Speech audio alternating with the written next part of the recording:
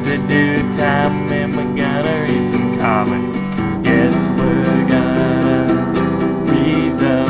It's lazy dude time, I'm gonna tell you all about it. Let's all go and read them comics.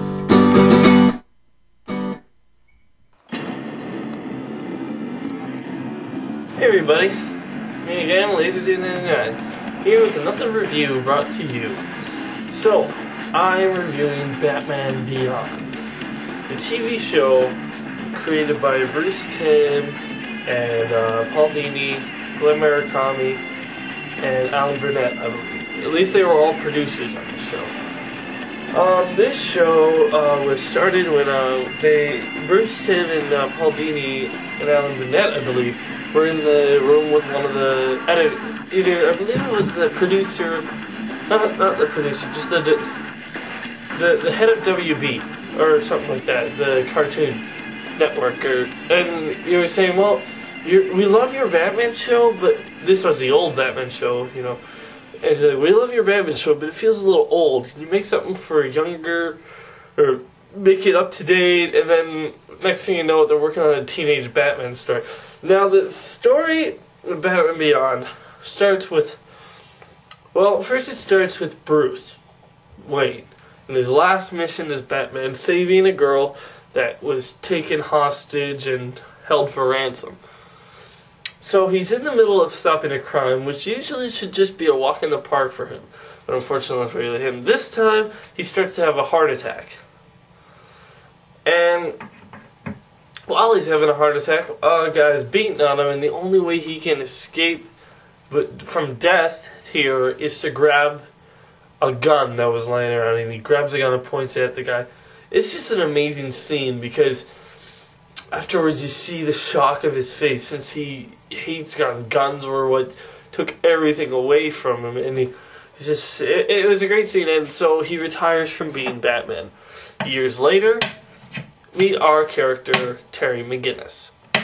When we first see her, Terry McGinnis stopping a guy, part of a gang called the Jokers.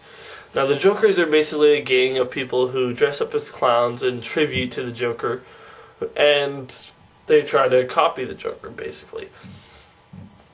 So, we first start to see him in a subway stopping a Joker from robbing a girl. And the next time, and just for lack of time to tell you the whole story, he's getting chased by a whole bunch of Jokers, and he gets on to Bruce Wayne's land. And so they surround him and Bruce Wayne, and this is the first time you see him fight. It was so funny to see Bruce fight as an old man. But however, after the fight's over and the Jokers all run away, Batman, it put too much strain on his heart, so he's like, I need my medicine. So he takes him, Terry takes him inside the Wayne Manor, and all we know is a character in the Wayne Manor within more than 5 minutes, he'll find the Batcave, if he's not a villain. So he finds the Batcave, and for lack of time, as always with Batman, you need tragedy. So that night, Terry returns home to his dad to find, well, this. Dad? Dad! So, over some period of events, Terry steals the Batman costume, then over time, Bruce decides to let him be Batman. So, that's how the basic show starts. I'm missing a lot of things, but I don't need to go into that. You'll have to watch it for yourself. Now, Batman Beyond was a really good show, mostly because you didn't rely much on things of the past. They had an open door. They could create whatever they wanted. And just because that's the way it went, you didn't have to rely on, say, oh, well, let's put this villain in the show. They're like, okay, I got a good idea for a villain. They had an entire series where they could just make things up, and you don't have that in comics much these days. If people try to make up their own villains for superheroes, people are just like, oh, this is a stupid villain. Show me a real villain. And with this, they had an opening for all new villains. And the villains of the show are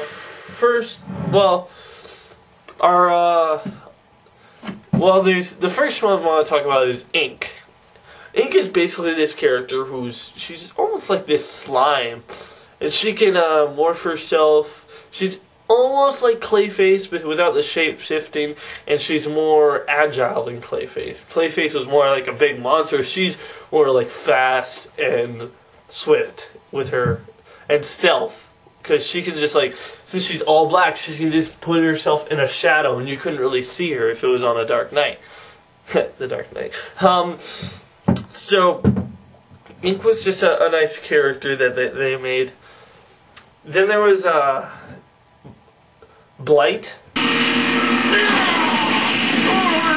behold, I shall be a blight upon the land, and everything I touch shall wither and die. Blight personally, I was a little disappointed in Blight. Mostly because the entire first season, they have kind of this build-up to him that he's going to be like Batman's top villain, right?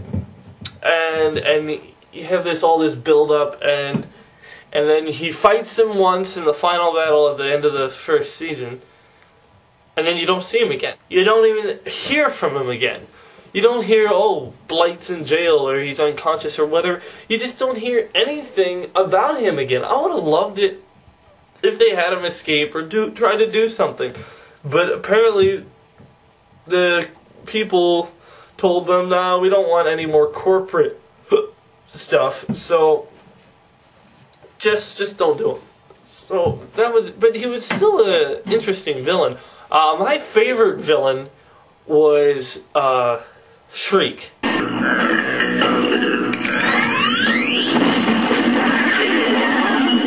Shriek was basically this character that had this suit that could amplify sound waves, and he could shoot sound waves everywhere, and you wouldn't see anything, but you could see dust picking up and then crashing into the wall. It was so cool. And his suit was so nice.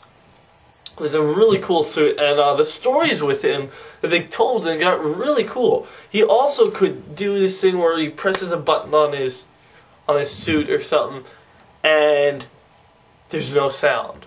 I won't get into it, but he has a device that can cancel out all sound except for the sounds he wants to hear.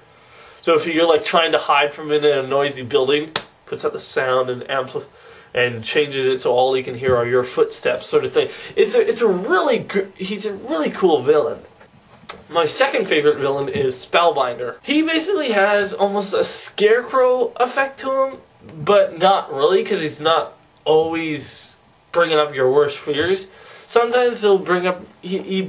What he does is he has these devices that will cause illusions that in your mind you think they're so real. It stimulates your brainwaves, so you feel like you're actually smelling what you're looking at. He could put you so you look like you're on a cliff over a gigantic pool, and you can jump in it because the water smells so good and it looks so real, but it's all an illusion. Also, he can get what he wants. He's a cool villain. I did not like the look of him when I first saw him, but after seeing the episode, I was like, man, this guy's a cool villain.